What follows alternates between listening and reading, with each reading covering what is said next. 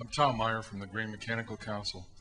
One of the things, we are a partner with WaterSense and have been since the beginning. And one of the things that we're concerned about is that we go into big boxes, and we've gone down the plumbing aisle, and there's, 200 different toilets that are acceptable, and none of them are marked. We talk to the department heads of these big boxes, the plumbing department heads, and they don't have a clue as to what WaterSense is. And I'm sort of going shades of what the administrator said yesterday. And that's where the rubber meets the road as far as on the consumer level. There's no recognition and there's no push. We go and GreenMech speaks to a lot of contractors, plumbing contractors, and I talk about things like Green Chill, and I talk about WaterSense, and they look at me like I'm talking about programs that they've never heard of before. Is there going to be a push from WaterSense to get product recognition and to get this filtered down through the retail and through the professional areas? Yeah, I mean, clearly that's an area we're working on, and there's a lot of work to do. And it was a little disheartening to hear from the administrator yesterday that his personal experience was, it sounded like he maybe was even dissuaded from buying the product he wanted to buy, and he went armed with knowing what he wants. So, yes, we are pushing on that. We are working with our retail partners, and that's where some of it has to come from. We're depending.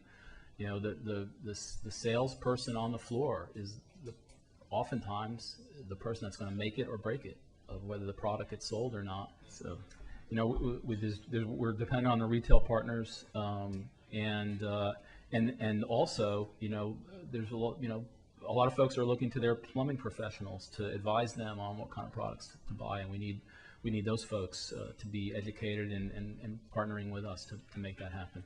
One of your criteria was the program should be national.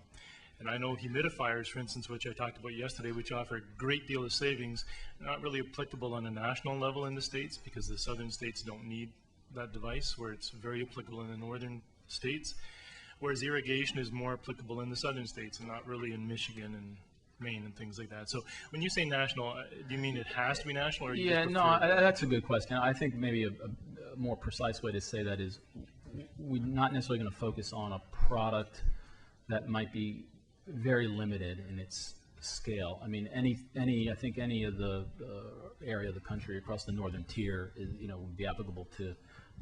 So a humidifier would not be ruled out by that criteria. Let's put it that way.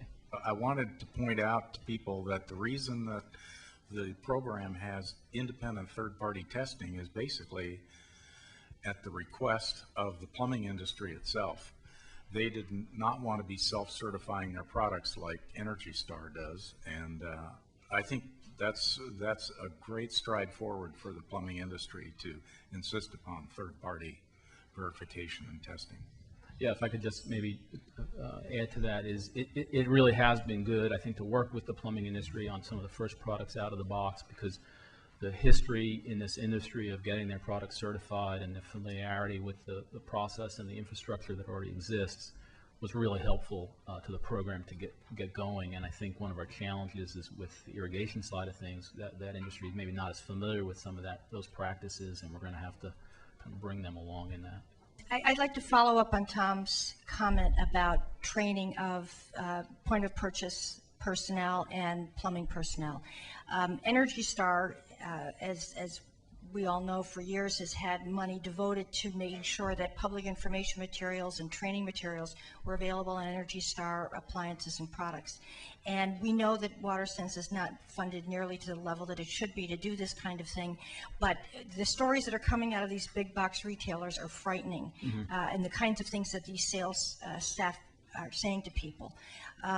What can we do? I mean, we need to somehow make this a major priority, or WaterSense is never going to get traction with the consumer. Is there something that we can do to help lobby for money or lobby for particular training program elements at EPA to make this happen? Yeah, I mean, as a contractor to EPA, I probably shouldn't really. Yeah, Marianne, that's an excellent point. I think working with the WaterSense program folks, Virginia Lee in particular, and seeing what kind of support the program might need to really tackle those issues more aggressively is probably the place to to plug in.